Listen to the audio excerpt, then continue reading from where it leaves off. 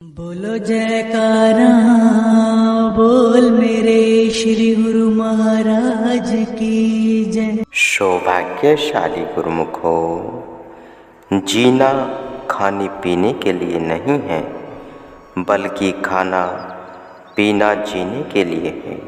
और जिस गरज के लिए जीना है, उस गरज को हर वक्त याद रखो, ताकि इस थोड़े दिनों के जीवन में तुम जीवन के असल प्रयोजन को सिद्ध कर सको। यह संसार भवसागर है, इसमें गुरु का वचन जहाज है।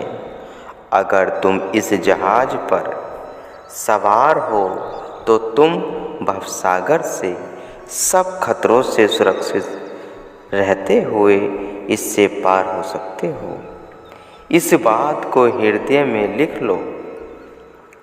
शुरू में जिस भाव को लेकर तुम भक्ति मार्ग पर चले हो, उसको हर समय दृष्टिगोचर रखो, क्योंकि माया पग पग पर धोखा देने को तैयार है।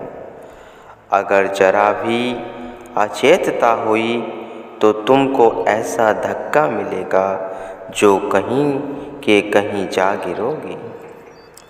आम तौर पर मौन रहने और वृत्ति को अंतर्मुख रखने की आदत बनाओ, क्योंकि अधिक बोलना और वृत्ति के वही मुखी होने से रूहानियत व्यर्थ जाती है। इसलिए जबान से जो बोलो सोच समझ कर बोलो और मतलब की बात बोलो। सबके साथ निश्चल निष्कपट सच्चाई के साथ चलो। चाहे दूसरा तुम्हारे साथ जैसा भी बर्ताव करे, उसकी करनी उसके साथ है, लेकिन तुम अपने मन को कदूरत से साफ रखो। ताना देने की आदत अच्छी नहीं है, क्योंकि इससे दूसरे के दिल की चोट लगती है। दूसरे के दिल को चोट लगती है और किसी के दिल को चोट लगाना या रंज पहुंचाना परमार्थ का धर्म नहीं है। जहाँ तक हो सके दूसरे को उभारने, तरक्की देने और चढ़ाने की कोशिश करो, क्योंकि इससे न सिर्फ उसका फ़ायदा है, बल्कि साथ तुम्हारी भी तरक्की हो। प्रतिदिन भजन अभ्यास की आदत होनी चाहिए, क्योंकि आदत के कारण मनुष्य संसार में फंसता है और आदत के कारण ही इससे छूटेगा। गुरु के शब्द के अभ्यास की आदत सांसारिक बंधनों से छूटने का सबसे उत्तम जरिया है। गुरु का पवित्र स्वरूप प्रामाणिक सृष्टि में सबसे ऊंची और आखिरी मिसाल है।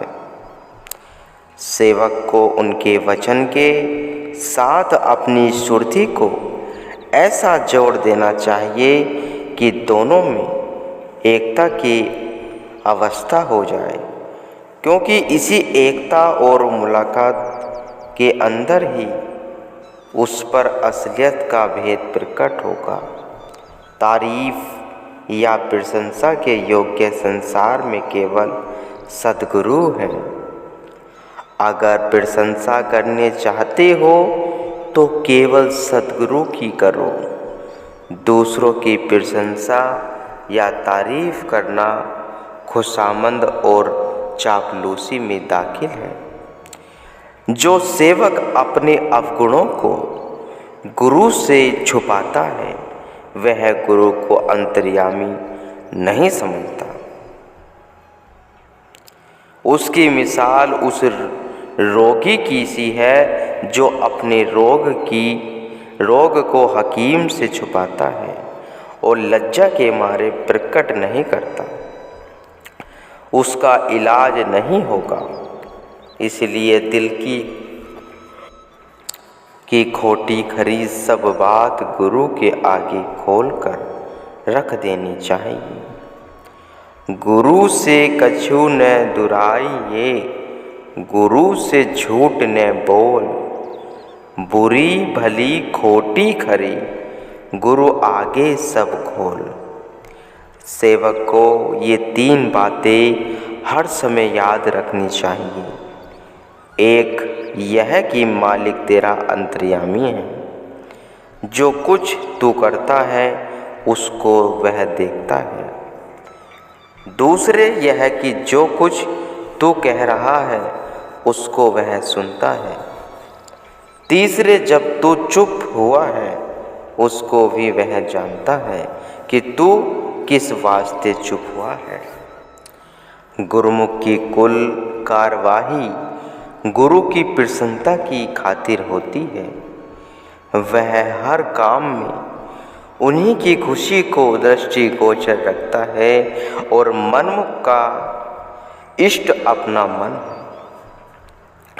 वह हर काम में अपने मन और इंद्रियों की प्रसन्नता देखता है।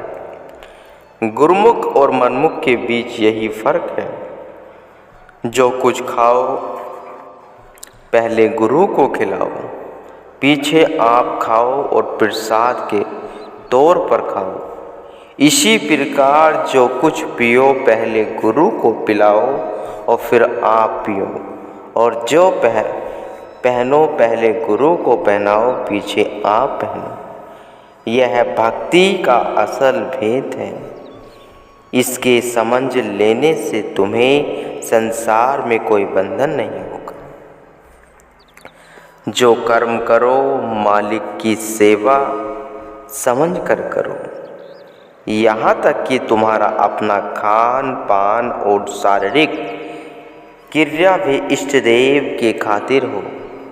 क्योंकि जो कर्म अपने खातिर किया जाएगा उसमें मन का बंधन होगा, और मन के बंधन से दुख सुख का होना आवश्यक है। जिसके मन में गुरु का प्रेम उत्पन्न हो गया उस पर मालिक की खास दया समझनी चाहिए। क्योंकि गुरु के चरणों की प्रीति एक जैसी रोशनी है, जो मालिक और जीव के बीच जितने पर्दे हैं उन सब को साफ कर देती है। अपनी प्रशंसा और बढ़ाई सुनकर भूल जाना अपनी कमजोरी को प्रकट करना है, और इस पर जब्त करना यदि सारी नहीं तो कम से कम आधी दुनिया पर विजय प्राप्त करना है। सांसारियों की दुश्मनी और रोक टोक से मत घबराओ। अगर तुम में सच्चाई है तो तुम्हारी सच्चाई को दुनिया की कोई भी ताकत नुकसान नहीं पहुंचा सकती। क्रोध करना सुगम है और शांति करना कठिन है, परंतु याद रखो क्रोध कमजोरी की निशानी है और शांति ताकत पर भारी सबूत है। शक्ति का उत्तर शक्ति नहीं है, बल्कि शक्ति का उत्तर नरमी है। क्योंकि हमेशा आग को पानी बुझाया करता है, आग को आग नहीं बुझा सकती। जो तुम से घृणा करे तुम उससे प्रेम करना सीखो, क्योंकि प्रेम में ताकत है। और याद रखो तुम्हारा प्रेम एक दिन उसकी घृणा को भी प्रेम में बदल देगा। स्तुति गुरु की करो और निंदा अपने मन की। किसी की न स्तुति करो न निंदा करो, क्योंकि सद्गुरु के सिवाय संसार में तुम्हारा और कोई मित्र नहीं है, और मन के सिवाय कोई दुश्मन नहीं है। दूसरों की बुराई देखना परमार्थिक असूलों के विरुद्ध है, क्योंकि इससे हृदय मलिन होता है। अगर तुम भले हो तो भले मनुष्य किसी की बुराई की तरफ नहीं देखा करते और अगर तुम बुरे हो तो फिर दूसरों की बुराई देखना तुम्हारा कोई अधिकार नहीं है। संसार में सबसे कीमती वस्तु वक्त है। इसकी संभाल रखना परमार्थी के लिए निहायत जरूरी है और सबसे अधिक संभाल वर्तमान समय की होनी चाहिए, क्योंकि जो कुछ बनना है इसी के अंदर बनना है और इसको खो देना अपने आप को धोखा देना है। 24 घंटों में से कुछ समय ऐसा भी होना चाहिए जिसमें केवल मन की अवस्था पर विचार किया जाए कि उसमें किस किस्म की तरंगें उठती हैं और उन तरंगों का रुख किस तरफ है। जिसको गुरु के वचनों में पूर्ण विश्वास है उसके वचन में ताकत होती है, और जिसको गुरु के वचनों में विश्वास नहीं है उसके वचन की हैसियत होती ऐसी है जैसे बिना कमान के तीर की हैसियत। परमार्थ के कामों में देर नहीं करनी चाहिए, क्योंकि जहाँ तक मन और माया का जोर चलता है वे इस रास्ते में रुकावटें खड़ी करते रहते हैं। इसलिए जो मनुष्य अच्छे कामों को आगे के लिए छोड़ देता है वह जानबूझकर मन और माया को इस बात का अवसर देता है कि वे इसके अच्छे काम के इरादे को बदल दें। गफलत की जिंदगी दुख रूप है। गाफिल न हो सोच समझ कर चल, मार्ग विखेड़ा है। अगर गुरु के ध्यान तेरे साथ न होगा तो तू अंधेरे में ठोकरें खाता हुआ हर समय रोशनी का शिकार बना रहेगा।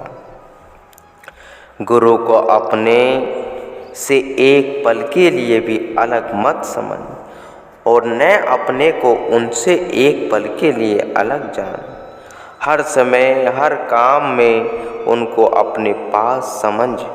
ऐसा समझने से कभी तू धोखा नहीं खाएगा और काल वह माया तुझ पर अपना दबाव नहीं डाल सकेगी। वाद विवाद से मन की वृत्तियाँ चंचल बनती है और दूसरा अपना समय नष्ट होता है।